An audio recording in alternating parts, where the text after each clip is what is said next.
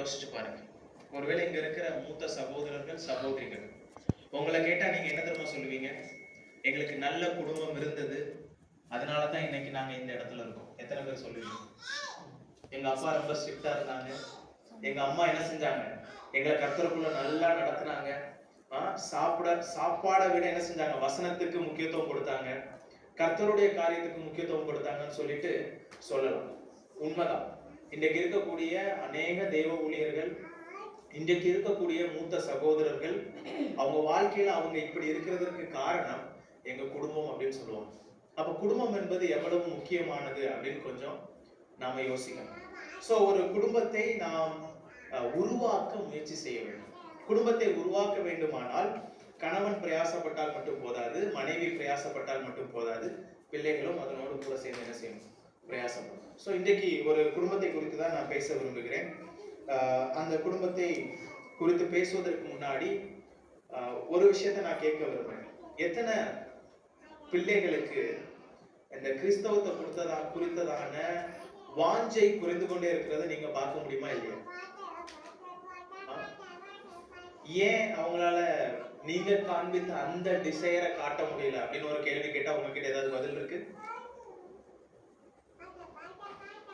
முன்னாடிதான் கர்த்தருடைய காரியத்துக்கு அதிக முக்கியத்துவம் கொடுப்பாங்க. இப்ப கேட்டா பைபிள் ஸ்டடி தானே, அது நிறைய படிக்க வேண்டியது இருக்கு அப்படின்னு ஏதாவது பிஸியா என்ன செய்வாங்க, சொல்லுவாங்க. சிம்பிளா சொல்லணும்னு சொன்னா we are creating bad taste in their life. அவங்களுக்கு என்னன்னா இந்த கிறிஸ்தவத்தை குறித்ததான அந்த சுவை தெரிய மாட்டேங்குது, கர்த்தரை குறித்ததான சுவை தெரிய மாட்டேங்குது. ஏன் அப்படின்னு கேட்டீங்கன்னா அவங்களுடைய குடும்பம் அந்த மாதிரி இருக்குன்னு தான் நான் சொல்லுவேன். யாரையும் தப்பா சொல்லலை, ஓகே? எல்லாருடைய குடும்பமும் அதற்கு காரணம். மேபி அந்த பிள்ளை அவங்க அப்பாவுடைய வாழ்க்கையை பார்க்கலாம், அந்த குழந்தை என்ன செய்யலாம், அம்மாவுடைய வாழ்க்கையை பார்க்கலாம். இவர்களுடைய வாழ்க்கையை பார்க்கும்போது என்னடா சொல்றது ஒண்ணு செய்யறது ஒண்ணா இருக்கு, இதுக்கு இந்த கிறிஸ்தவத்துக்கு நம்ம ஏன் முக்கியத்துவம் கொடுக்கணும் இப்படின்னு சொல்லி என்ன செய்யணும், பல சிந்தனைகள் இருக்கு. ஆனா இன்னைக்கு சாயங்காலம் என்னுடைய என்கரேஜ்மெண்ட், நான் உங்களை என்கரேஜ் பண்ண விரும்புறேன். என்னன்னு சொன்னா, நாம ஒரு தெய்வ பக்தி உள்ள ஒரு குடும்பத்தை உருவாக்க வேண்டும்.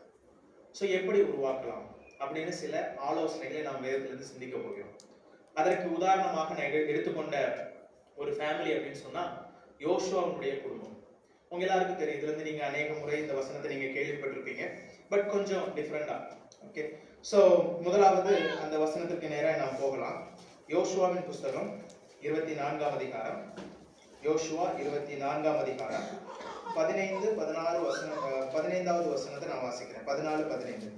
ஆகையால் நீங்கள் கர்த்தருக்கு பயந்து அவரை உத்தமமும் உண்மையுமாய் சேவித்து உங்கள் பிதாக்கள் நதிக்கு அப்புறத்தில் எகிப்திலும் சேவித்த தேவர்களை அகற்றிவிட்டு கர்த்தரை சேவியுங்கள். கர்த்தரை சேவிக்கிறது உங்கள் பார்வைக்கு ஆகாததாய் கண்டால் பின்ன யாரை சேவிப்பீர்கள் என்று இன்று தெரிந்து கொள்ளுங்கள். நதிக்கு அப்புறத்தில் உங்கள் பிதாக்கள் சேவித்த தேவர்களை சேவிப்பீர்களோ, நீங்கள் வாசம் பண்ணுகிற தேசத்து குடிகளாகிய எமோரியரின் தேவர்களை சேவிப்பீர்களோ, நானும் என் வீட்டாரும் வேண்டால் கர்த்தரையே சேவிப்போம் என்றார். ஸோ இந்த ஸ்டேட்மெண்ட் உங்க எல்லாருக்கும் தெரியும். யோசுவா என்ன செய்யறாருன்னு சொன்னா, தன்னுடைய குடும்பத்தை ஒரு முன்மாதிரியாக வைத்து இங்கே இஸ்ரவேல் ஜனங்களுக்கு சாட்சி கொடுக்கறதை நீங்க பார்க்க முடியும். இந்த சூழலை நீங்க பாத்தீங்கன்னு சொன்னா இதை ஒரு ஃபேர்வெல் மெசேஜ் அப்படின்னு சொல்லலாம். விடை பெறும் ஒரு செய்தி. சீக்கிரமா என்ன செய்ய போறாரு, டைம் நெருங்குது, ஒரு ஃபைனல் மெசேஜ் இஸ்ரவேல் ஜனங்களுக்கு அவர் என்ன செய்யணும், கொடுக்கணும். ஸோ அந்த ஃபைனல் மெசேஜை நீங்க எங்க பார்க்கலாம்னா சாப்டர்ஸ் 23 and 24. இந்த 23-24 அதிகாரங்கள்ல ஃபேர்வெல் மெசேஜ் ஆஃப் மோசஸ், அதே மாதிரி ஜோஷுவா, ஓகே, மோசேனுடைய ஃபேர்வெல் மெசேஜையும் நாம் என்ன செய்யலாம், பார்க்க முடியும். அந்த ஃபேர்வெல் மெசேஜ்ல கடைசியா யோசுவா சொல்லக்கூடிய ஒரு காரியம் தான் இந்த 2 வசனம். அதற்கு முன்னாடி இந்த வசனத்தை ஆராய்வதற்கு முன்னாடி எந்த சூழ்நிலையில இந்த வசனத்தை அவர் சொன்னார், எந்த சூழ்நிலையில அல்லது எந்த கான்டெக்ட்ல எப்படிப்பட்டதான பேக்ரவுண்ட் இருக்கும் பொழுது இந்த சவாலை இஸ்ரவேல் ஜனங்களுக்கு விடுகிறார் என்பதை நீங்க அறிந்து கொண்டாதான் இந்த டெக்ஸ்ட புரிந்து கொள்ள முடியும். அந்த டைம் பீரியட் எப்படிப்பட்ட ஒரு time பீரியட்னா both exciting and dangerous. ஒரு வியப்பான ஆச்சரியமூட்டக்கூடிய ஒரு சந்தர்ப்பம் தான். அதே சமயத்துல இன்னொரு பக்கம் பாத்தீங்கன்னா ரொம்ப ஆபத்தான ஒரு நிலைமை.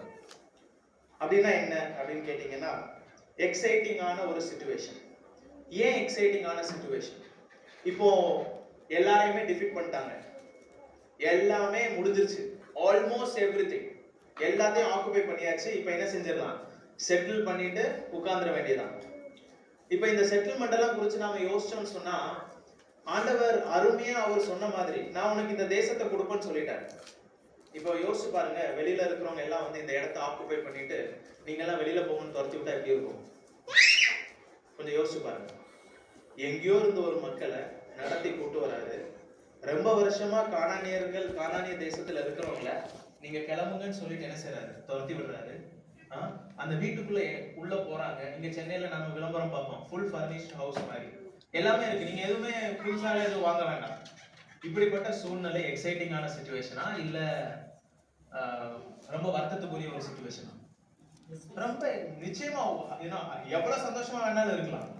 இன்னொரு கேரண்டி, நீ என்ன விதைச்சாலும் உனக்கு 100% கிடைக்கும். இதுக்கு மேல என்ன வேணும்? எப்படின்னு சொன்னா, நீ வேலைக்கு போனாலும் போகலாட்டி உனக்கு நான் சம்பளம் தருவேன்னு சொன்னா எப்படி இருக்கும்? அந்த மாதிரி கண்டிஷன் தான். இப்ப இப்படி ஒரு எக்ஸைட்டிங்கான டைம் பீரியட்ல இப்ப அவங்க இருக்கிறாங்க. இந்த சூழ்நிலையில தான் அவர் என்ன செய்யறாரு? யோசுவா எழுந்துன்னு சொல்றாரு, நானும் என் வீட்டாரும் மோவண்டால் கர்த்தரையே சேவிப்போம். நீங்க யாரை சேவிக்கணும் என்ன செய்யுங்க, தீர்மானம் பண்ணுங்க அப்படின்னு சொல்றாரு. இப்போ இது எக்ஸைட்டிங்கான ஒரு டைம் பீரியட். அதே சமயத்துல டேஞ்சரஸான டைம் பீரியட்னு சொன்னேன். ஏன் டேஞ்சரஸான டைம் பீரியட் அப்படின்னு கேட்டீங்கன்னா, எப்படிப்பட்ட டேஞ்சரஸ், எப்படிப்பட்ட ஒரு டேஞ்சர்? சம்டைம்ஸ் இவ்வளவு அழகா கஷ்டமே தெரியாம ஒரு காரியம் கையில கிடைக்குதுன்னு சொன்னா அதனுடைய மதிப்பை என்ன செஞ்சிருவாங்க? ஈஸியா மறந்துடுவாங்க. இப்ப அவங்களுக்கு எல்லாமே இருக்கு, எதற்கும் பஞ்சம் இல்லை, ஈஸியான ஒரு வாழ்க்கையை ஆண்டவர் கொடுக்க போறாரு. இதுக்கு முன்னாடிதான் கூடாரம், இதுக்கப்புறம் என்னது? அது கான்கிரீட் ஹவுஸோ எப்படிப்பட்ட ஹவுஸோ, ஓகேங்களா? இதுக்கு முன்னாடிதான் பேக் பண்ணி ஊரை விட்டு கிளம்பணும். இனிமேல் என்னது? Permanent settlement. எப்படியெல்லாம் ஒரு சந்தோஷமான ஒரு இது. இப்படி ஒரு மனுஷனுக்கு வரும்போது நிச்சயமா அவங்க காம்ப்ளசண்டா மாறதுக்கு ரொம்ப ஆப்பர்ச்சுனிட்டி இருக்கு. அப்போ அது என்ன, ரொம்ப சாட்டிஸ்ஃபைட், இதுக்கு மேல என்ன வேணும், எல்லாமே இருக்கு. அப்போ இங்கதான் பெரிய டேஞ்சர். கர்த்தரை மறந்து விடலாம். அதான் கர்த்தரை என்ன செய்யலாம்? மறந்து விட்டு அந்நிய தேவர்களை பின்பற்றுவதற்கு 100% வாய்ப்புகள் அவர்களுக்கு இருந்தது. அதனாலதான் ஆண்டவர் சொன்னாரு, நீ எவ்வளவு ஒபீடியண்டா இருப்பியோ அவ்வளவு நாள் தான் நீ அந்த இடத்துல இருக்க முடியும். நீ if you are going to keep my law, you can keep that land. land. நீ லாவை கடைபிடிச்சா மட்டும்தான் உனக்கு என்ன உண்டு? இந்த லேண்ட் உண்டு. ஏன்னா அவருக்கே தெரியும் இதுங்க வந்து என்ன செய்யாது, ரொம்ப ஓவரா நம்ம எல்லாத்தையும் கொடுத்துட்டோம், இதுக்கப்புறம் இவங்க இப்படிதான் இருக்க போறாங்கன்னு அவருக்கு தெரியும். இப்ப இந்த டைம் பீரியட்ல ஒரு மனுஷன் குடும்பமா எழுந்து நின்று, நானும் என் வீட்டாரும் மோவண்டால் கர்த்தரையே சேவிப்போம் அப்படின்னு சொல்லும் போது அந்த சிச்சுவேஷன் இப்ப யோசிச்சு பாருங்க. எத்தனையோ பேர் இருந்தாங்க இஸ்ரவேல்ல. ஏன் யோசுவா சொல்லணும்? ஏன் யோசுவா கூட இருந்த வேற யாராவது சொல்லிருக்கலாமே? அங்க இருந்த மற்ற இஸ்ரவேல் ஜனங்கள் ஒரு 10 பேர் கூட சேர்ந்து கோரஸா சொல்லிருக்கலாமே. ஆனா இந்த மனுஷன் மட்டும் என்ன தெரியுமா சொல்றான்? நான் சொல்லல, நான் என் வீட்டாரும் மோவண்டால் கர்த்தரையே சேவிப்போம். அதாங்க ஒரு நல்ல ரோல் மாடல்.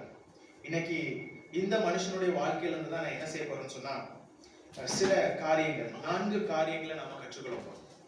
இந்த மனுஷனுடைய வாழ்க்கை ஒரு நல்ல ஒரு முன்மாதிரியான தேவபக்தி உள்ள ஒரு குடும்பம். இந்த குடும்பமானது நாம் எப்படிப்பட்ட குடும்பத்தை உருவாக்க வேண்டும் என்பதற்கு ஒரு நல்ல ஒரு முன்மாதிரி இந்த குடும்பம்.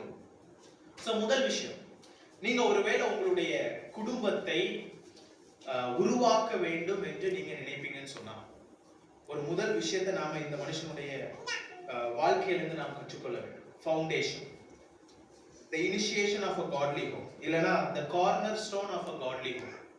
ஒரு கிறிஸ்தவ குடும்பத்தின் மூளைக்கல் அல்லது அடித்தளம் எங்கிருந்து வருகிறது? இந்த மனுஷனை கேட்டா அவருடைய வாழ்க்கையில இருந்து நாம பார்க்கலாம். ஃபவுண்டேஷன் எங்க இருந்துச்சுன்னு சொல்லி நீங்க பாத்தீங்கன்னு சொன்னா, இந்த மனுஷன் சொல்றாரு, இஸ்ரவேல் ஜனங்கள் எப்படி இருக்கணும் அப்படிங்கிற ஒரு ஃபவுண்டேஷனை காண்பிக்கிறார். கொஞ்சம் யோசிச்சு பாருங்க. இந்த மனுஷனை அவங்க கண்ணால பார்த்திருக்காங்க பல வருஷம்.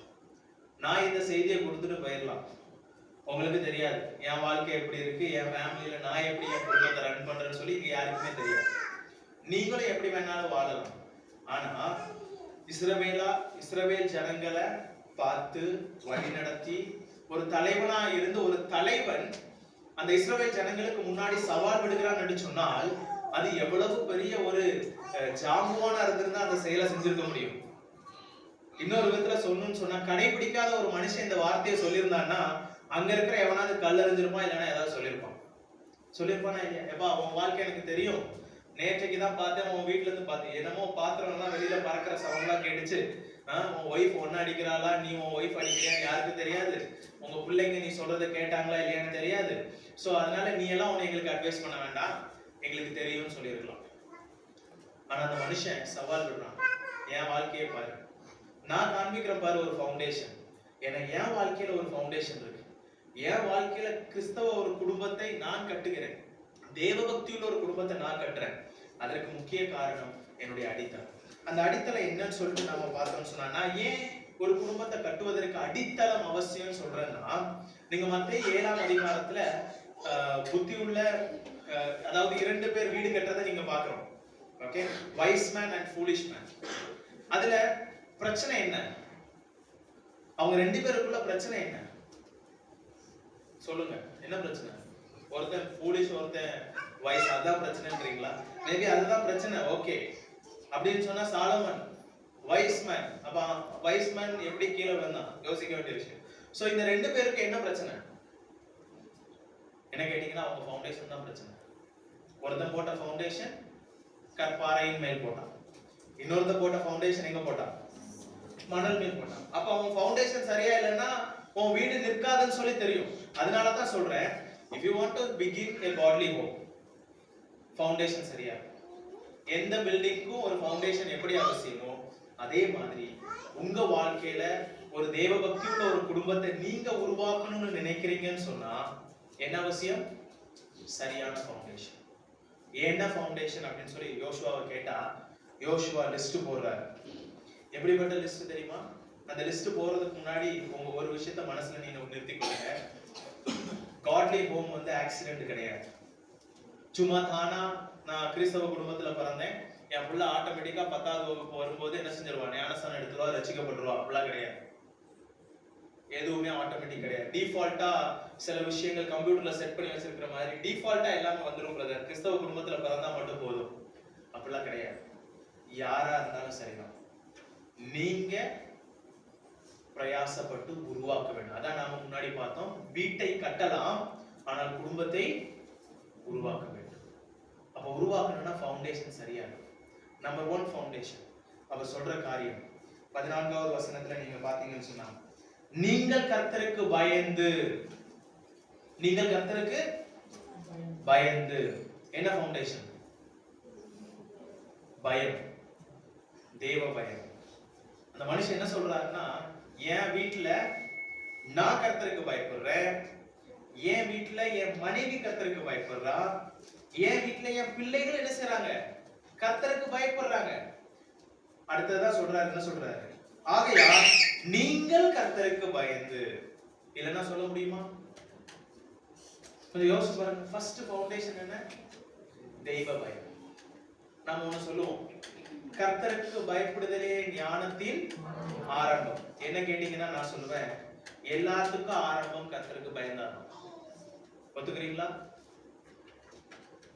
இப்ப இப்படி போட்டு பாருங்களேன், நான் வசனத்தை மாற்றல, ஜஸ்ட் சொல்றேன். கர்த்தருக்கு பயப்படுதலே கிறிஸ்தவ குடும்பத்தின் ஆரம்பம். தப்பா சரியா?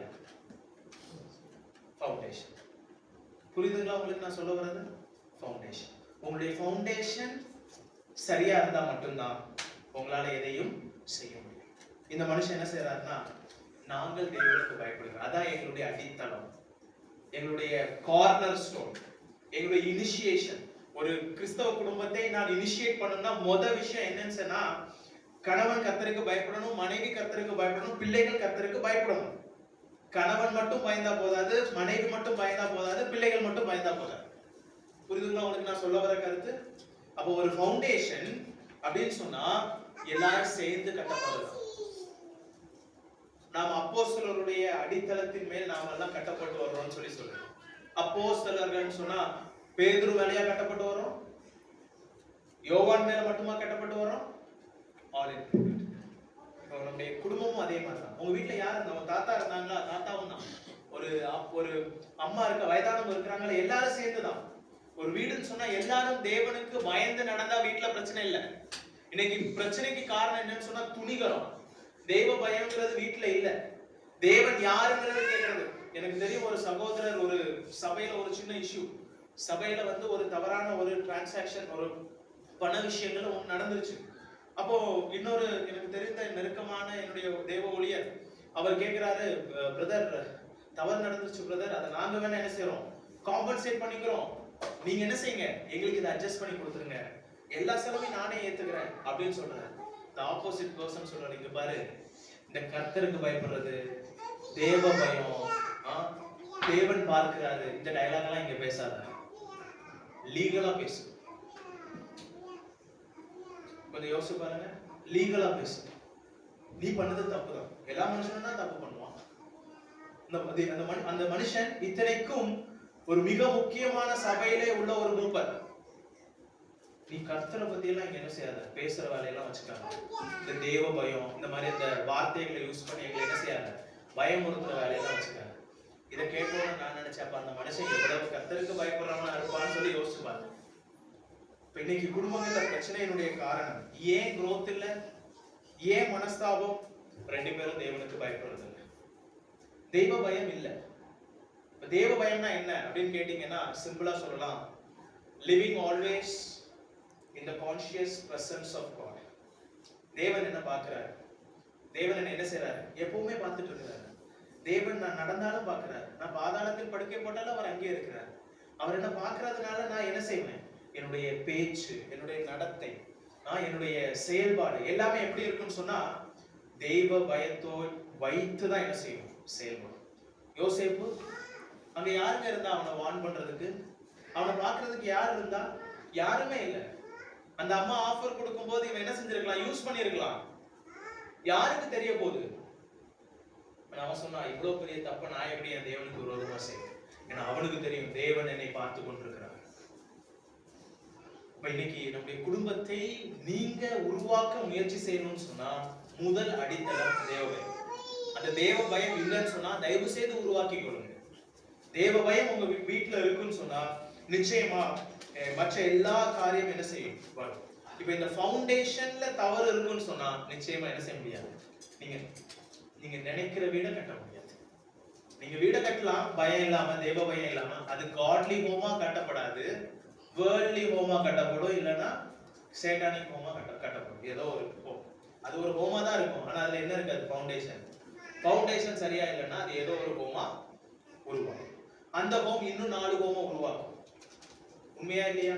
அந்த வீட்டுல இந்த 2 பிரியும், அந்த 2 இன்னும் 2 குடும்பமா மாறும், அதுக்கப்புறம் அந்த குடும்பம் இன்னும் மல்டிப்ளை ஆகும், அதுக்கப்புறம் இந்த சர்ச்சை என்ன செய்யும், ஒரு காலத்துல ஆவிக்குரிய சர்ச்சா இருந்த சபை போக போக என்ன ஆயிரும்? காரணம் என்ன? ஃபேமிலி. சோ யோசிச்சு பாருங்க. இரண்டாவது விஷயம், அவரை உத்தமமும் உண்மையுமாய் சேவித்து. அங்கே ஒரு வார்த்தை பயன்படுத்தப்படுது, அவரை உத்தமமும் உண்மையுமாய் சேவித்து. ஆங்கிலத்துல பாத்தீங்கன்னா serve him with sincerity. Sincerity அப்படிங்கிற ஒரு வார்த்தையை நீங்க நோட் பண்ணீங்கன்னா அந்த வார்த்தையை நீங்க யோசிச்சு பார்க்கணும். Are you sincere அப்படின்னு ஒரு கேள்வி கேட்டா என்ன சொல்லுவீங்க? பிரதர் எதுக்கு கேக்குறீங்க, எதுல சின்சியரா இருக்கேன்னு கேக்குறீங்க அப்படின்னு கேட்டா, அதுக்கப்புறம் நீங்க சண்டே ஞாயிற்றுக்கிழமை சர்ச்சுக்கு வர்றதை குறித்து எவ்வளவு சின்சியரா இருக்கீங்க, அதுக்கு பதில் வருமா இல்லையா? ஆமான்னு சொல்லுவீங்க. இப்போ அடுத்த கேள்வி, ஒரு காட்லி ஹோமை உருவாக்குறதுக்கு எவ்வளவு சின்சியரா இருக்கீங்க? அது நம்ம லைஃப்ல அந்த क्वेश्चन இது வரைக்கும் கேள்விப்பட்டதே இல்லை. இப்ப நான் சொல்ல வர கருத்து என்னன்னா, எதை செஞ்சாலும் ஒரு சின்சியாரிட்டி ரொம்ப முக்கியம். சின்சியாரிட்டினா உத்தமமும் உண்மைன்னு சொன்னா யோசிச்சு பாருங்க, வித்தவுட் மேக்ஸ், ஒரு மாய்மாலம் இல்லாம.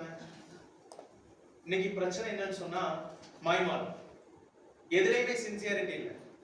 ஈவன் குடும்பம் வெளியில வேணா என்ன சொல்லுவாங்கன்னு சொன்னா, நாங்க ஒரு பக்தி உள்ள குடும்பம், புத்தி உள்ள குடும்பம், கர்த்தரை சேவிக்கிற குடும்பம், ஆனா வெளியில பார்த்தா என்ன செஞ்சிடும் நமக்கு தெரியாது ஈஸியா. வெளியில வேணா அவுட்வார்டா நமக்கு என்ன செய்யலாம், ஓரளவுக்கு கெஸ் பண்ணலாம், இந்த குடும்பம் ரொம்ப பக்தியா தான் இருக்கு, ரொம்ப நல்ல குடும்பம் அப்படின்னு சொல்லலாம். ஆனா உள்ள போய் பார்த்தா தான் தெரியும் அது உண்மையா பொய்யா. ஆனா ஆண்டவர் இங்க என்ன எதிர்பார்க்கிறாருன்னு சொன்னா, வித்தவுட் பேக்ஸ். இந்த சின்சியாரிட்டி அப்படிங்கிற ஒரு வார்த்தையை நீங்க பார்க்கும்போது அவருடைய அர்த்தம் whole heartedly, completely, with integrity. அதனுடைய வார்த்தை வந்து லத்தீன் மொழியில இருந்து வரக்கூடிய ஒரு வார்த்தை. அது என்ன சொல்லுவாங்கன்னா வித்தவுட் பேக்ஸ், மெழுகு தன்மை இல்லாமல். ஏன் அப்படிங்கிற ஒரு வார்த்தை பயன்படுத்தப்பட்டிருக்கு அப்படின்னு கேட்டீங்கன்னா, அந்த நாட்கள்ல இந்த பாட்லாம் செய்வாங்கல்ல, பானைகள்லாம் செய்யும் போது இந்த பானைகள் வந்து ஏதாவது டேமேஜ் இருக்குதா அப்படின்னு சொல்லிட்டு கண்டுபிடிக்கிறதுக்கு என்ன பண்ணுவாங்கன்னா, இந்த சன்லைட்ல வச்சு பார்ப்பாங்க. அப்ப அந்த சன் ரேஸ் வந்து அந்த பானை வழியா நுழைந்து வரும் பொழுதோ அல்லது அந்த பானையின் மீது படும் பொழுதோ அது என்ன செய்யும் சொன்னா, ஏதாவது லிட்டில் கிராக் இருக்குன்னு சொன்னா அந்த பேச்சஸ் வழியா என்ன செய்யும்னா விசிபிளா தெரியும். சோ இவங்க அந்த டேஸ்ல என்ன பண்ணுவாங்கன்னு சொன்னா இப்படிதான் அதை கண்டுபிடிப்பாங்க, இது உண்மையானதா. ஏன்னா அந்த பாட்டர் என்ன பண்ண மாட்டாங்கன்னா, அந்த சின்ன இது தானே, அதை என்ன பண்ண மறுபடியும் உட்காந்து வரைகிறதுக்கு யோசிக்க மாட்டாங்க. அவங்க ஜஸ்ட் இந்த வேக்ஸ் எடுத்து தடவி அதை க்ளோஸ் பண்ணி அப்படியே ஜென்யூன் ஐட்டமாவே வச்சிருவாங்க. அப்ப அந்த ஜென்யூனிட்டியை கண்டுபிடிக்கிறதுக்காக இவங்க என்ன செய்வாங்க, இந்த டெஸ்ட் பண்ணுவாங்க, சின்சியரா இருக்கா இல்லையா. ஆனா யோசுவா சொல்றான், நான் சின்சியரா இருக்கேன், என் பிள்ளைங்க சின்சியரா இருக்காங்க, என் மனைவி சின்சியரா இருக்காங்க, நாங்க குடும்பமா என்ன செய்யறோம், தேவனுக்கு பயப்படுறோம், பயந்து அவரை சேவிக்கிறோம். எப்படின்னு கேட்டீங்கன்னா வித் சின்சியாரிட்டி.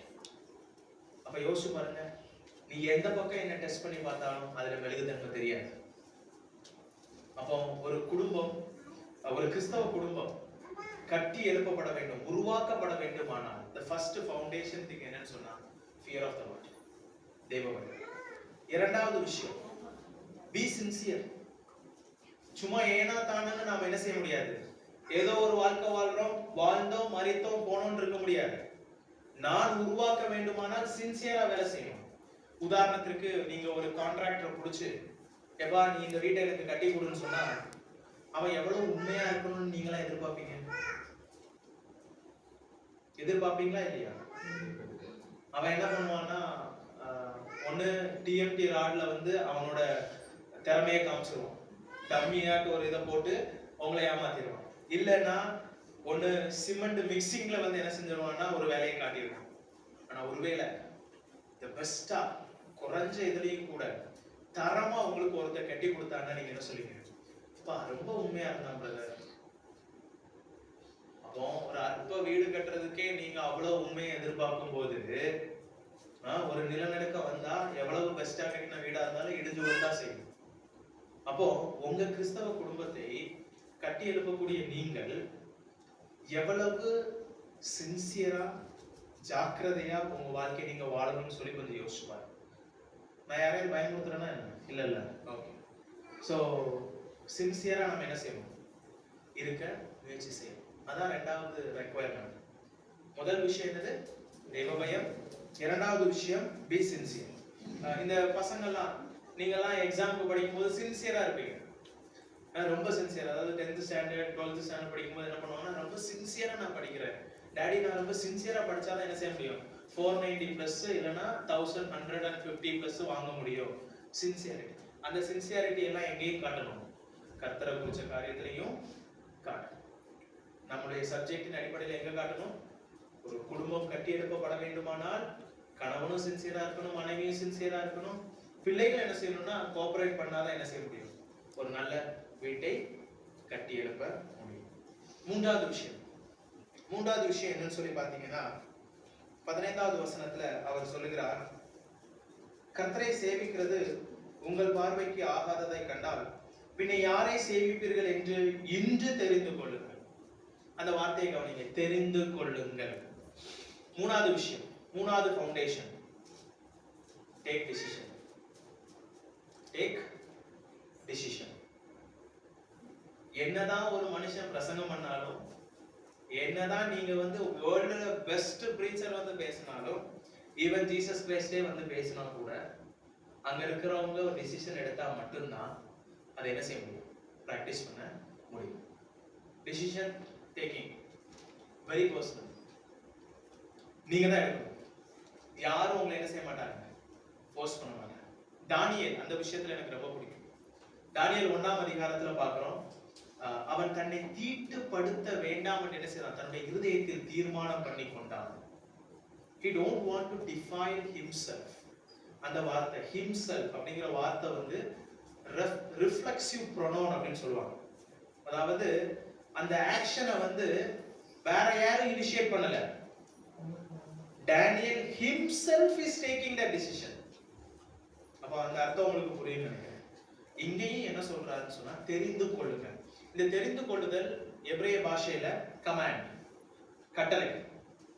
அப்போ வேதாகமத்துல நிறைய கட்டளை இருக்கு, இல்லன்னு இல்ல. கட்டளை எல்லாமே என்ன செய்யணும்? கட்டாயமா செய்ய வேண்டியது. ஆனா எல்லாரும் கட்டாயமா செய்வாங்களான்னு கேட்டா இல்ல. தேவன் எல்லாரையும் கட்டாயப்படுத்துவாரான்னு கேட்டாலும் இல்ல. Decisions are personal. இப்ப புரியுதா உங்களுக்கு? தேவ பயம். உங்க குடும்பத்தை நீங்க கட்டி எழுப்பணும்னா கர்த்தருக்கு பயப்படுது. இரண்டாவது விஷயம், உங்க குடும்பத்தை நீங்க கட்டி எழுப்பணும்னு சொன்னா என்ன செய்யணும்? நீங்க சின்சியரா நான் பண்ணணும்னு முயற்சி செஞ்சா மட்டும்தான் அதை என்ன செய்ய முடியும்? செய்ய முடியும். மூன்றாவது விஷயம், இந்த ரெண்டுமே செய்யணும்னு சொன்னா நீங்க தான் என்ன செய்யணும்? தீர்மானம் எடுக்கணும். யோசுவா என்ன செய்ய முடியாதுன்னா ஒவ்வொரு குடும்பத்தை கையை பிடிச்சு வாங்க வந்து என்ன செய்யுங்க, சர்ச்சுக்கு வாங்க, வாங்க பிரதர் நீங்களும் சர்ச்சுக்கு வாங்கன்னு சொல்லி என்ன செய்ய முடியாது. இழுத்துட்டு போகவோ ஃபோர்ஸ் பண்ணவோ முடியாது. ஆனா அவர் சொல்றாரு, நீங்கள் தெரிந்து கொள்ளுங்க. இன்னொரு விதத்துல சொல்லணும்னு சொன்னா நாங்கள் தெரிந்து கொண்டோம், நீங்களும் தெரிந்து கொண்டுங்க. புரியுதுங்களா உங்களுக்கு? இங்க இருக்கிற ஒவ்வொருத்தரும் உங்க ஃபேமிலி நல்ல ஒரு குடும்பமாய் திகழ வேண்டும் அப்படின்னு நினைச்சீங்கன்னா உங்க அப்பா பண்ணா மட்டும் போதாது, உங்க அம்மா பண்ணா மட்டும் போதாது, நீங்களும் பண்ணணும். நீங்க பண்ணா மட்டும் போதாது, உங்க அம்மாவும் கோஆபரேட் பண்ணணும், அப்பாவும் கோஆபரேட் பண்ணி எல்லாரும் கோஆபரேட் பண்ணணும். அப்ப எல்லாருடைய தீர்மானமும் அங்க என்ன செய்யுது? உள்ளடக்கப்பட்டது. ஏலி வாழ்க்கை தெரியும், ரொம்ப நல்ல மனுஷன், 2 புள்ள, சொல்லவே வேண்டாம். என்கிட்ட யாரோ ஒருத்தங்க கொஸ்டின் கேட்டாங்க, ஒரு தகப்பனை அவர் தோற்று விட்டார் அப்படின்னு சொல்ல முடியுமா அப்படின்னு யாரோ கேட்டாங்க. இப்ப நான் சொன்னேன், நான் பிராக்டிக்கலா சொன்னேன், எங்க அப்பாவும் தான் ரசிக்கப்படல, எங்க அப்பாவும் என்ன இருக்காரு, அவரும் ஒரு தண்ணி அடிக்கிற பழக்கம்லாம் இருக்கு, அதுக்காக அதை வச்சு என்ன நீ டிசைட் பண்ண முடியுமா? அதுதான் இப்ப சொல்லணும்னு சொன்னா பர்சனல் டிசிஷன். நீங்க முடிஞ்ச அளவுக்கு என்ன செய்யணும்? உங்க பிள்ளைக்கு அந்த டேஸ்ட கொடுக்கணும். நான் இஸ்ரவேல் ஜனங்கள் இடத்துல ஆண்டவர் சொல்ற காரியம் அதுதான். நீங்க என்ன செய்யணும்னு சொன்னா டேஸ்ட கிரியேட் பண்ணணும். தேவனை அதாவது பசிக்கிறதுக்கு என்ன செய்வாங்கன்னு சொன்னா அவங்களுடைய அந்த மேல் நாக்குல வந்து அந்த லயன் டேட்ஸை கிரஷ் பண்ணி போடுவாங்க. so that they will get சாப்பிட்றதுக்கான அந்த பசி உருவாகும்னு சொல்லிட்டு அந்த விதமா தான் உபாகமம் 6ஆம் அதிகாரத்துல சொல்றாரு, நீ அவனுக்கு என்ன செய்யணும்? எப்பவும் போதி, எல்லா நேரமும் வசனத்தை கற்றுக் கொடு, so that he will get that taste. அவனுக்கு எப்பவுமே வசனத்தை படிக்கணும்னு ஆசை வரும். அவ்வளவுதான் நீங்க பண்ண முடியும். வாயில வசனத்தை போட்டு தண்ணி குடிக்க எல்லாம் வைக்க முடியாது. சோ உங்க பாட்டை நீங்க செய்றீங்களான்னு யோசிச்சுக்கோங்க. அதே சமயத்துல மற்ற எல்லாருமே தீர்மானம் எடுக்கிறீங்களான்னு யோசித்துக்கணும். என்னோட டைம் நோ ப்ராப்ளம். சோ 3 விஷயங்கள். முதல் விஷயம் நம்ம என்ன பார்த்தோம்? ஃபவுண்டேஷன். ஒரு கிறிஸ்தவ குடும்பத்தின் ஒரு அடித்தள மூளைக்கல் எப்படி இருக்கணும்னு சொன்னா அது தேவபயம் நிறைந்ததா இருக்கணும். இரண்டாவது விஷயம் சின்சியரா இருக்கணும். மூன்றாவது விஷயம் என்ன செய்யணும்? தீர்மானம் எடுக்க வேண்டும். ஒவ்வொரு கிறிஸ்தவனும் தீர்மானம் எடுக்க வேண்டும். ஒவ்வொரு குடும்பத்தில் உள்ள அங்கத்தினரும் தீர்மானம் எடுக்க வேண்டும். சோ தொடர்ந்து நீங்க பாத்தீங்கன்னு சொன்னா அடுத்த விஷயத்தை நீங்க சிந்திக்கும் பொழுது இங்க இரண்டாவது காரியம் யோசுவா அங்க தெளிவா சொல்றாரு, கிறிஸ்தவ குடும்பத்தின் பண்புகள். ஒருவேளை நீங்க இந்த குணங்கள் நிறைந்த ஒரு குடும்பமா நீங்க இருப்பீங்கன்னு சொன்னா you can find some characteristics. இரண்டாவது குறிப்பு என்னன்னு சொன்னா the characteristics of a godly home. முதல் காரியம் the cornerstone of a godly home. இரண்டாவது விஷயம் என்னது?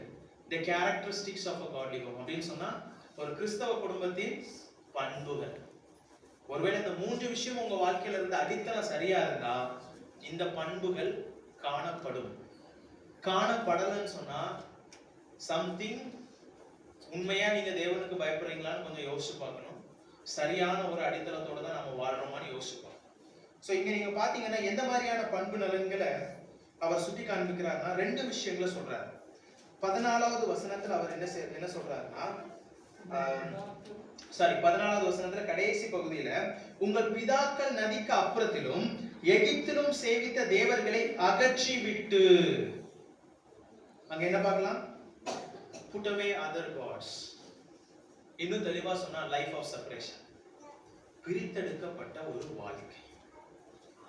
ஒருவேளை நீங்க நல்ல அடித்தளத்தோடு வாழ்றீங்கன்னு சொன்னா உங்க வீட்ல என்ன செய்யலாம்? செப்பரேட்டட் லைஃபை நீங்க பார்க்க முடியும். செப்பரேட்டட் லைஃப்னா என்னது? Set abort life. செப்பரேட்டட் லைஃப்னு சொன்னா கணவன் ஒரு ரூம்லயும், மனைவி இன்னொரு ரூம்லயும், பிள்ளைங்க இன்னொரு ரூம்லயும், நாங்க யார்ட்டையும் பேச மாட்டோம், பேசினா பாவம் செஞ்சிருவோம், அதனால நாங்க என்ன செய்யறோம்? பரிசுத்தத்தை காத்துக்கொள்வதற்காக நாங்க இப்படி தனியா அமைதியா இருப்போம். அப்படி கிடையாது. செட் அபார்ட், ஒரு பிரித்தெடுக்கப்பட்ட ஒரு வாழ்க்கை. இன்னைக்கு சேட் திங் என்னன்னு சொன்னா, பக்கத்துல இருக்கிற அவிசுவாசி வீட்டுல கூட சண்டை கம்மியா இருக்கு, ஆனா விசுவாசின்ற வீட்டுல ஓயா சண்டை. பாத்திருக்கீங்களா? சொல்ல வேண்டாம், ஏன்னா ஆக்சுவலி நம்ம சாட்சியை நம்மளே சொல்லிட்டு இருக்கோம். ஸோ அதனால யாருக்கு என்ன இருக்காது, தெரியாம இருக்காது. ஸோ நிச்சயமா தெரிஞ்ச விஷயம் தான். நாம தான் என்ன செய்ய முடியும்? இதை பேச முடியும். இல்லைன்னா பக்கத்துல இருக்கிறவங்க ஆல்ரெடி பேச ஆரம்பிச்சிட்டாங்க. நிறைய பேர் பேசுவாங்க, ஓப்பனா பேசுவாங்க. அப்பா சர்ச்சுக்கு போறானாமா, சர்ச்சுக்கு இப்படிலாம் சொல்லுவாங்க. உண்மையா நம்ம குடும்பம் தரமா இல்லைன்னு சொன்னா சொல்லுவாங்க. ஆனா அதே சமயத்துல நீங்க பிரித்தெடுக்கப்பட்ட வாழ்க்கை வாழ்ந்தீங்கன்னு சொன்னா, உங்க வாழ்க்கையில அந்த பண்பு நலன்கள் தெரிஞ்சிச்சுன்னு சொன்னா, நீங்க சேவிக்கிற தேவனுக்கும் நாம இவர்களை மாதிரி மற்ற தேவர்களை வணங்க மாட்டோம், அதுல எந்த மாற்று கருத்தும் இல்லை. ஆனா நம்ம வாழ்க்கையில நம்ம இருதயத்துல பல தெய்வங்களை வச்சிருக்கோம். அது ஏதோ ஒரு விதத்துல யோசிச்சு பாருங்க. உங்க வாழ்க்கைக்கும் அல்லது உங்க குடும்பத்திற்கும் ஒரு செப்பரேட்டட் லைஃப் ஸ்டைல் இருக்கா? இந்த மாதிரி பாவத்தை நம்ம செய்ய மாட்டோம், ஆனா மற்ற ஏதாவது தெய்வங்கள் நம்ம இருதயத்துல ஒட்டிட்டு இருக்கோம். யோசிச்சு பாருங்க. நான் பிரித்தெடுக்கப்பட்ட வாழ்க்கை வாழாமல் இருப்பதற்கு என்னை தடை செய்யக்கூடிய ஏதாவது தெய்வமோ பாவமோ, நான் ஒரு உண்மையான வாழ்க்கை வாழ முடியாத அளவுக்கு என்னை தடுக்கக்கூடிய ஏதாவது காரியங்கள் இருக்கான்னு யோசிச்சு பாருங்க. அல்லது என்னையும் தேவனை பிரிக்கக்கூடிய, செப்பரேட் செய்யக்கூடிய ஏதாவது காரியம் இருக்கான்னு கொஞ்சம் யோசிச்சு பாருங்க. ஒருவேளை ஏதாவது இருக்குமானால் நாம் என்ன செய்யணும்? ஒரு லைன் இருக்கணும். என் வாழ்க்கைக்கும் மற்றவருடைய வாழ்க்கைக்கு ஒரு ஒரு கிளியர் லைன், டிஸ்டிங், அந்த பிரித்து காட்டக்கூடிய ஒரு லைஃப் ஆஃப் செப்பரேஷன் நாம் என்ன செய்யணும்? வாழ்ந்து காட்டணும். சோ இங்க தேவன் நம்மை அழைத்த நோக்கமும் அதுதான். 2 கொரிந்தியர் 6ஆம் அதிகாரம் 17ல நீங்க பாத்தீங்கன்னா, பி செப்பரேட், ஒரு பிரித்தெடுக்கப்பட்ட வாழ்க்கை வாழணும்னு தான் சொல்றாரு. இரண்டாவது பண்பு நலன் என்னன்னு சொல்லி பாத்தீங்கன்னா, அங்கே ஒரு வார்த்தையை நீங்க அடிக்கடி பார்க்கலாம். ஐ திங்க் சேவித்து, ஆகையால் நீங்கள் கர்த்தருக்கு பயந்து அவரை உத்தம உண்மையுமாய் சேவித்து. 1, உங்கள் பிதாக்கள் நதிக்கு அப்புறத்திலும் எகிப்திலும் சேவித்த. 2, ஓகே, தேவர்களை அகற்றிவிட்டு கர்த்தரை சேவியுங்கள். 3, அடுத்தது 15வது வசனத்துல கர்த்தரை சேவிக்கிறது 4வது வாட்டி நீங்க பாக்குறீங்க. அதுக்கப்புறம் உங்கள் பார்வைக்கு ஆகாததை கண்டால் பின்ன யாரை சேவிப்பீர்கள்? 5வது வாட்டி. என்று இன்று தெரிந்து கொள்ளுங்கள். நதிக்கு அப்புறத்தில் உங்கள் பிதாக்களை சேவித்த 6வது வாட்டி. ஓகே, சோ தேவர்களை சேவிப்பீர்களோ 7வது வாட்டி. அதுக்கப்புறம் இங்க பாத்தீங்கன்னா, நீங்கள் வாசம் பண்ணுகிற தேசத்து குடிகளாகிய எமோரியன் தேவர்களை சேவிப்பீர்களோ, நானும் என் வீட்டாரும் உமண்டால் கர்த்தரையே சேவிப்போம். நீங்க தமிழ்ல ஒரு 8 டைம் பார்க்கலாம், ஆனா இங்கிலீஷ்ல பாத்தீங்கன்னா ஐ திங்க் 7 டைம்ஸ். 7 டைம்ஸ் அந்த வார்த்தை. அப்படின்னு சொன்னாலே அர்த்தம் என்ன? ரிப்பீட்டட் வேர்ட்ஸ், எம்பசைஸ் பண்ணக்கூடிய காரியம் என்னன்னு சொன்னா லைஃப் ஆஃப் சர்வீஸ்.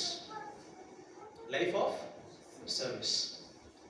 நீங்க உண்மையாவே தேவ பயமுள்ள ஒரு குடும்பம் வாழ்ந்து கொண்டு வருகிறீங்கன்னு சொன்னா, லைஃப் ஆஃப், ஃபர்ஸ்ட் ஒன் என்னது? Life of separation. Second one life of சர்வீஸை நீங்க பார்க்க முடியும். இந்த யோசுவா சொல்றாரு, நானும் என் வீட்டார் என்ன செய்யறோம்? மெய்யான தேவனை சேவிக்கிறோம். நீங்களும் என்ன செய்யுங்க? சேவிங்க. கொஞ்சம் யோசிச்சு பாருங்க, எவ்வளவு ஒரு டிஃபரண்ட். அந்த இஸ்ரவேல் ஜனங்கள் மத்தியில சுத்தி இருக்கக்கூடிய ஒவ்வொரு அந்த விக்கிரகங்கள் மத்தியில கூட தன்னுடைய தேவனுக்கும் மற்ற தேவர்களுக்கும் உள்ள அந்த சர்வீஸ் அவன் என்ன செய்யறான்னா குடும்பமாக வேறுபடுத்தி காட்டுகிறார்கள். நாம யாரை சேவிக்கிறோம்? கொஞ்சம் யோசிச்சு பாருங்க பிரியமானவர்களே. சேவிக்கிறது அப்படின்னு சொன்னா என்ன அப்படின்னு கேட்டீங்கன்னா, சிம்பிள், அதனுடைய அர்த்தம், ரூட் வேர்ட், அந்த மூல வார்த்தை சிம்பிளா நாம சொல்லணும்னு சொன்னா அதனுடைய ஐடியா எபிரேய பாஷையில working or laboring. Service means working or laboring. இன்னொரு விஷயத்துல இன்னொரு வார்த்தையா நாம சொல்லணும்னு சொன்னா ஏதோ ஒரு வேலை செய்யறோம். இன்னொரு விதத்துல சொல்லணும்னு சொன்னா it is like obedience. புரியுதுங்களா? ஒரே வார்த்தையில சொல்லணும்னா என்னது? கீழ்ப்படிதல். அதுவும் என்னதான்? ஒரு கிரியை, ஒரு வேலை. ஆண்டவர் ஒரு விஷயத்த சொல்றாரு, நான் அவரை சேவிக்கிறேன்னு சொன்னா அவருக்கு கீழ்ப்படிந்து நடக்கிறேன்னு அர்த்தம். அப்போ ரூட் வேர்ட் என்னது? obedience. இப்போ உங்களுக்கு கேள்வி வரும், என் குடும்பம் யாரை சேவிக்கிறது?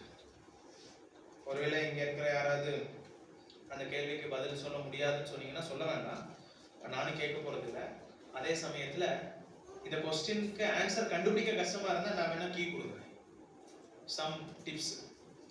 ஒருவேளை உங்களுக்கு உங்க ஃபேமிலி எதை சேவிக்கிறது, குடும்பமா நீங்க யாரை சேவிக்கிறீங்க அப்படின்னு தெரிஞ்சுக்கணும்னா இந்த கேள்வியை நீங்க கேளுங்க.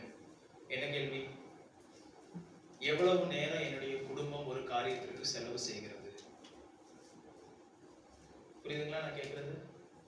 The amount of time that you spend for something. நீங்க எதுக்கோ ஒரு விஷயத்துக்கு என்ன செய்வீங்க? உங்க டைமை செலவு பண்ணிட்டு இருக்கீங்க. இப்போ உங்களுக்கு தெரிஞ்சுக்கணும்னு சொன்னா உங்களுடைய மெஜாரிட்டி ஆஃப் டைம் உங்க ஃபேமிலி எதற்கு செலவு செய்கிறதுங்கிறதுக்கு ஆன்சரை கண்டுபிடிச்சிங்கன்னா நீங்க சொல்லிடலாம், நான் அதிகமா சேவிக்கிறது இதுதான் பிரதர் அப்படின்னு சொல்லிடலாம். மேபி அது டிவியா இருக்கலாம். டிவியா என்ன செய்வோம்? சம்டைம்ஸ் சீரியலோ இல்லை ஏதோ ஒன்று. சம்டைம்ஸ் என்ன செய்யலாம்? கிரிக்கெட் மேட்சாக இருக்கலாம், 50 ஓவர். நேற்று நிறைய பேர் பார்த்துருக்கோம். நேற்று மட்டும் எக்ஸ்கியூஸ், ஓகே, ஏன்னா நானும் பார்த்தேன். ஓகே, ஸோ நம்முடைய நேரத்தை தப்பாக நினச்சிக்க வேண்டாம். ஓகே, ஸோ ஜஸ்ட் நம்முடைய நேரத்தை நாம எதற்கு அதிகமாக கொடுக்கணும் யோசிச்சு பாருங்க. புரியுதுங்களா உங்களுக்கு? அப்போ ஒபீடியன்ஸ், என்னுடைய சர்வீஸ் எதுக்கு அதிகமா இருக்கு யோசிச்சு பாருங்க. அப்படி நீங்க யோசிச்சு பார்த்தீங்கன்னா உங்களுக்கு ஆன்சர் கிடைச்சிடும்.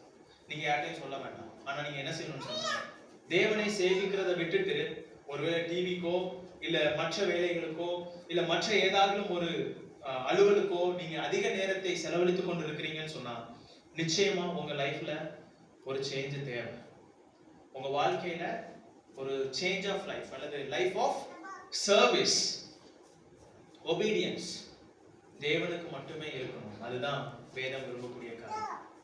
ஸோ இங்க யோசுவா என்ன செய்யறாருன்னா, அவர் தேவனுக்கு சர்வீஸ் பண்றதை நீங்க பார்க்கணும். மூணாவது விஷயம் நான் விரைவா சொல்லி முடிச்சேன். மூணாவது விஷயம், ஒரு கிறிஸ்தவ குடும்பத்தின் அங்கத்தினர்கள். ஒரு கிறிஸ்தவ குடும்பத்தின் அங்கத்தினர்கள், the constituents of a godly home. அப்போ ஒரு godly home, ஒரு கிறிஸ்தவ குடும்பம்னு சொல்லிட்டு இருக்கோம். அதுல யாரெல்லாம் வருவா? அதனுடைய அங்கத்தினர்கள் யாரு? இப்போ பிரச்சனை என்ன தெரியுமா? இங்க நீங்க பாத்தீங்கன்னா யோசுவா தனியா சொல்லல. நான் சொல்லுகிறேன் என் குடும்பம், அல்லது நான் சொல்லுகிறேன் நான் தேவனுக்கு பயப்படுகிறேன், தேவனை சேவிக்கிறேன், தேவனுக்கு பிரியமாய் வாழுகிறேன், கீழ்ப்படுகிறேன் அப்படின்னு சொல்லல. அவர் என்ன செய்யறாருன்னா, he is including his entire household. தன்னுடைய முழு குடும்பத்தையும் என்ன செய்யறாருன்னா இந்த ப்ராசஸ்ல இணைக்கிறார். நாம எல்லாரும் தேவனுக்கு உண்மையா வாழணும். நான் மட்டும் வாழ்ந்தா போதாது. மனைவி கிட்ட நீங்களும் என்ன செய்யணும்? வரணும். பிள்ளைங்க கிட்ட நீங்களும் என்ன செய்யணும்? வரணும் அப்படின்னு சொல்லிட்டு ஒரு டீம் ஒர்க்.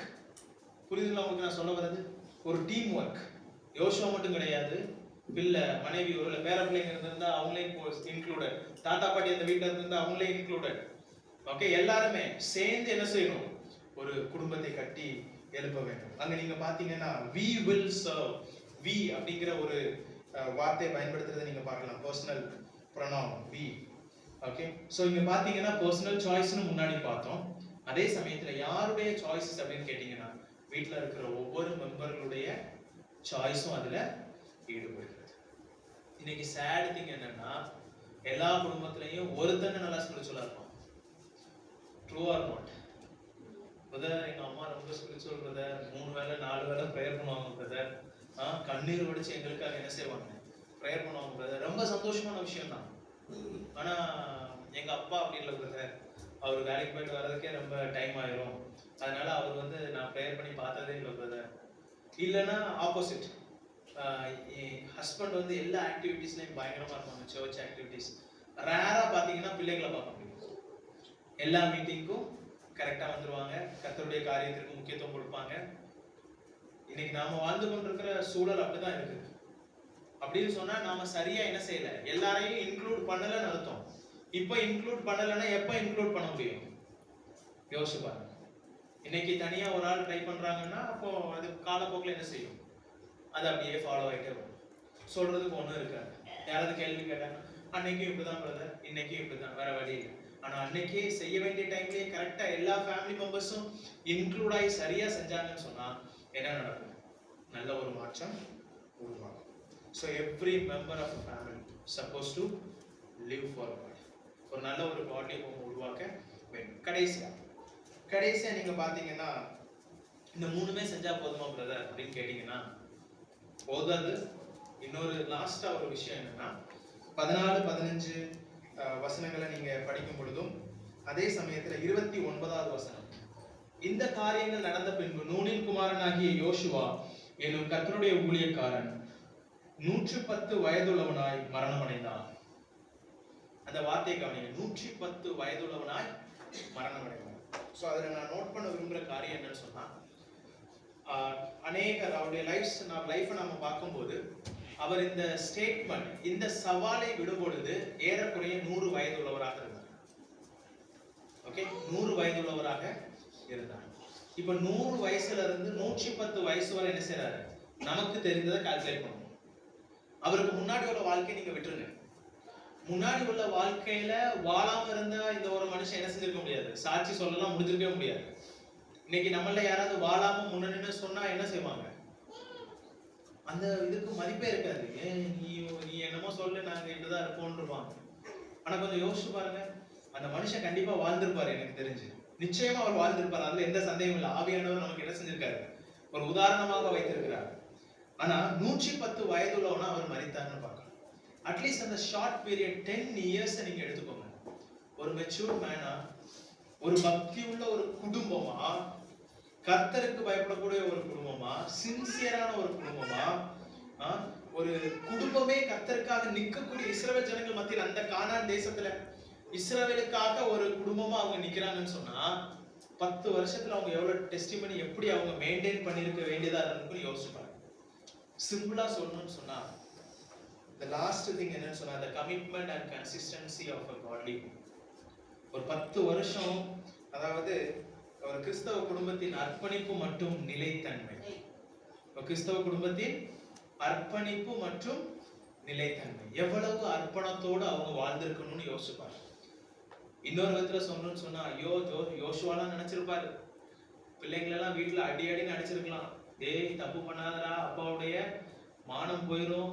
கொஞ்ச நாளைக்கு முன்னாடி தாண்டா நான் எந்திரிச்சுன்னு எல்லாரும் முன்னாடி என்ன செஞ்சேன், இப்படி இருக்கணும் அப்படி இருக்கணும் சவால் விட்டேன். யோசிச்சு பாருங்க, லிட்டரலா பிராக்டிக்கலா யோசிச்சு பாருங்க. ஆக்சுவலி அந்த ஏஜ்ல அந்த பசங்களை அடிக்கிற ஏஜ் கிடையாது. நான் ஜஸ்ட் உங்களுக்கு என்ன செய்யறேன், பிராக்டிக்கலா யோசிச்சு பார்க்க வைக்கிறேன். எந்த அளவுக்கு ஜாக்கிரதையா அவங்க வாழ்ந்திருப்பாங்க. இன்னொரு பெஸ்ட் எக்ஸாம்பிள் பாத்தீங்கன்னா ஏனோக்கு குறித்து நீங்க பார்க்கலாம். அவன் 65 வயதுல என்ன செய்தான், மெதுசலாவை பெற்றெடுத்தான். 300 வருஷம் தேவனோடு சஞ்சரித்தான் அப்படின்னு வாசிக்கிறோம். 300 years, not a easy thing. சாதாரண விஷயமா? எவ்வளவு ஜாக்கிரதையா அந்த மனுஷன் வாழ்ந்த. அதுக்காக ஒவ்வொரு ஸ்பிரிச்சுவல் லைஃப்லயும் வந்து பாவமே செய்ய மாட்டீங்க நான் சொல்ல வரல. அட்லீஸ்ட் சின்சியரா எத்தனை பேர் முயற்சி செய்றீங்கன்னு தான் என்னுடைய கேள்வி.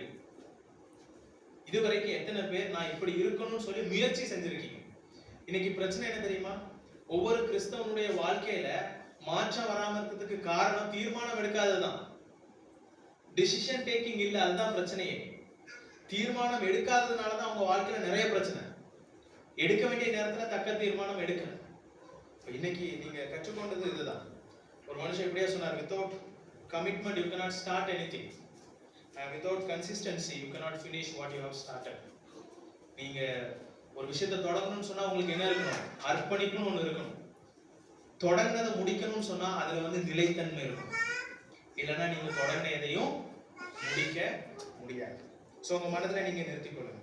ஸோ நாம ஒரு குடும்பத்தை கட்டி எழுப்ப வேண்டுமானால் அதுல இந்த அர்ப்பணிப்பும் நிலைத்தன்மையும் அவசியம். ஒரு உண்மை சம்பவத்தோட நான் என்னுடைய மெசேஜை முடிக்கிறேன். நீங்க பில்லி கிரஹாமை குறித்து உங்களுக்கு தெரியும், அவங்களுடைய மனைவி ரூத்தை குறித்து உங்களுக்கு தெரியும். ஓகே, ரூத் கிரஹாம், பில்லி கிரஹாம்.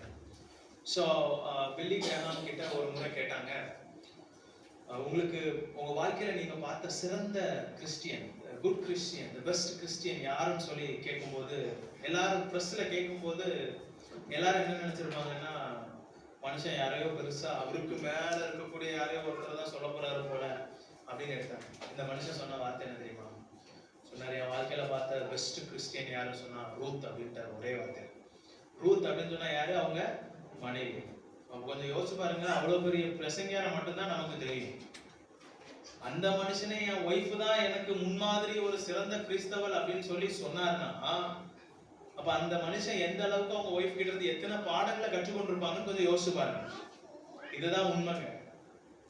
நீங்க புல்பிட்ல பாக்குற நபர்கள்லாம் வேற, வீட்லயும் என்ன செய்வாங்க, சிலர் அவங்கவுங்க பார்ட்ட செய்யறவங்க இருக்காங்க. நிறைய விஷயங்களை நீங்க கற்றுக்கொள்ளலாம். நானே என் மனைவி கிட்ட இருந்து நிறைய விஷயங்கள் கற்றுக்கணும். சில விஷயங்கள் ப்ரீச் பண்ணதுக்கு அப்புறம் அவ எம்பசைஸ் பண்ணும்போது எனக்கு தெரியும், you man you spoke this, but இந்த பாயிண்ட் உங்க லைஃப்ல இருக்கணும். அப்போ தெரியும், ஆமா இல்ல நம்ம சொல்றோம், ஆனா பிராக்டிக்கலா இது செட் ஆகல. நிறைய விஷயங்கள் எனக்கு அவ எம்பசைஸ் பண்ணும்போது தான் எனக்கே புரிய வரும்.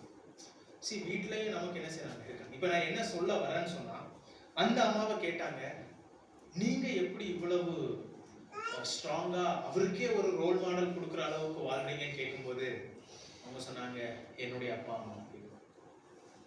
பாத்தீங்களா எங்க போகுது கனெக்ஷன்? என்னுடைய அப்பா அம்மா.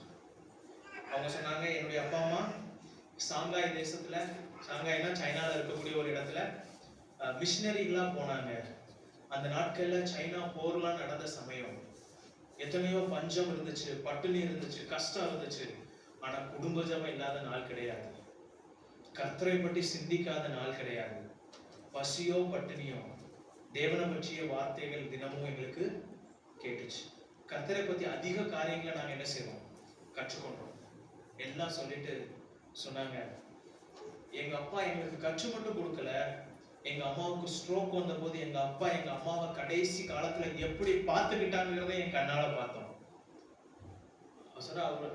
அவங்க அப்பா கிட்ட கேட்கும்போது, அப்பா ரொம்ப கஷ்டமா இருக்கான்னு கேட்கும்போது அந்த அப்பா சொன்னாராம், இது எனக்கு கிடைச்ச பாக்கியம்.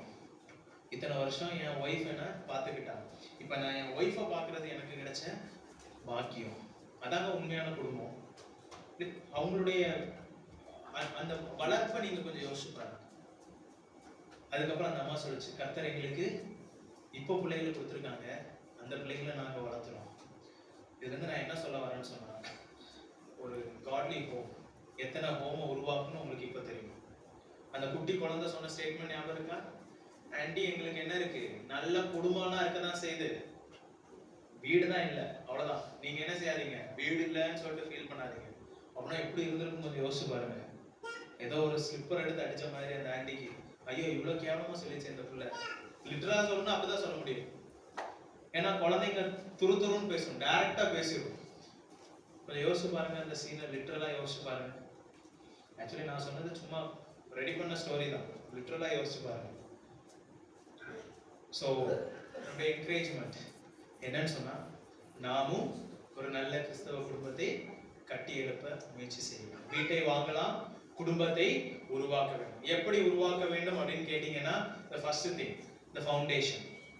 ஒரு கிறிஸ்தவ குடும்பத்தை, குடும்பத்தினுடைய மூளை கல் அல்லது அடித்தளம் தேவபயம், சின்சியரிட்டி, ஃபைனலி டேக் டெசிஷன். தீர்மானம் எடுங்க, இன்றைக்கே தீர்மானம் எடுங்க. அதுக்கப்புறம் நீங்க பாத்தீங்கன்னு சொன்னா, ஒரு கிறிஸ்தவ குடும்பத்தின் பண்பு நலன்கள், the characteristics of a godly home, the cornerstone of a godly home. Secondly, the characteristics of a godly home. எப்படிப்பட்ட characteristics? Life of service, life of separation, பிரித்தெடுக்கப்பட்ட வாழ்க்கை, அதே சமயத்துல obedient life. மூணாவது பாத்தீங்கன்னா, the constituents of a godly home.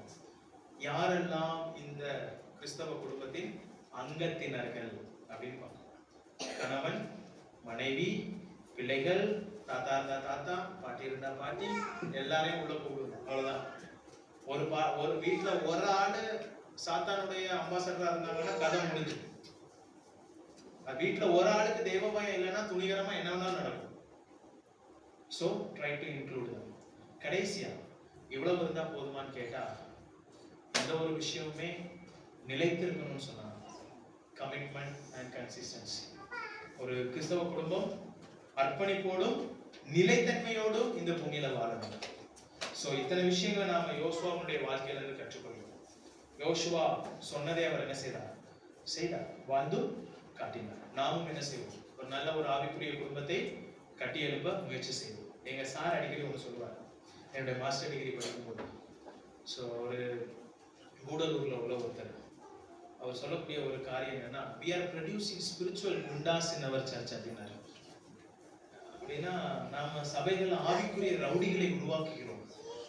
கேட்கும்போது அப்படியே சிரிக்கவா சிந்திக்கவா அழுகவானே தெரியல. ஏன்னா எனக்கு இன்னைக்கும் சில விஷயங்கள் அதிர்ச்சியா கேட்டேன்னா நோட் பண்ணி வச்சிருவாங்க. நான் இதை எத்தனை இடத்துல சொல்லியிருக்கேன். ஏன் தெரியுமா? காரணம் என்னன்னா, இன்னைக்கு சபையில அவங்க பயபக்தியா சரியா இல்லைன்னு சொன்னா ஃபியூச்சர் ஜெனரேஷன் ரொம்ப அஃபெக்ட் ஆகும். நானும் நிறைய சர்ச்சில் பார்க்குறேன். நாங்க இருந்த சபைகளையும் யோசிக்கும் போது இப்ப இருக்கு, ஃபியூச்சர்ல எப்படி இருக்கும்னு பயமா இருக்கு. நினைச்சு பார்த்தாரு என்ன நடக்கும். ஸோ இதுக்கெல்லாம் என்ன காரணம் அப்படின்னு சொன்னா அப்ரிங்கிங், சரியான ஒரு வளர்த்தி எடுக்கும் முறை. தேவன் தாமே நம்ம ஒவ்வொருவருக்கும் ஒரு நல்ல ஒரு குடும்பத்தை கட்டியெழுப்ப உருவாக்க முயற்சி செய்ய உதவி செய்வாராக. வாய்ப்பு கொடுத்த திருச்சபையாருக்கு என்னுடைய நன்றியை தெரிவித்துள்ளேன்.